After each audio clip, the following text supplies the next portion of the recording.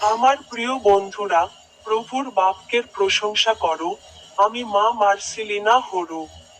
তোমাদের সকলকে উষ্ণ শুভেচ্ছা। আজ মার্চ মাসের 11 তারিখ, 2026 সালের তৃতীয় মাস। বিষয়: প্রভু আমাদের রাখাল। প্রথম সংক্ষিপ্ত প্রার্থনা। প্রভু, আজ আমরা যখন তোমার বাক্য শুনি তখন আমাদের তোমার উপস্থিতি অনুভব করতে দাও। আমিন। বাইবেলে তার একটি বাক্য আবৃত্তি করো। গীতসংহিতা 23, পদ 1। প্রভু আমার রাখাল। আমি চাই না। অর্থ: ঈশ্বর তার লোকেদের যত্ন নেন এবং তাদের চাহিদা পূরণ করেন। শেষ প্রার্থনা। প্রভু, আমাদের জীবনের রাখাল হন এবং আমাদের পথ দেখান।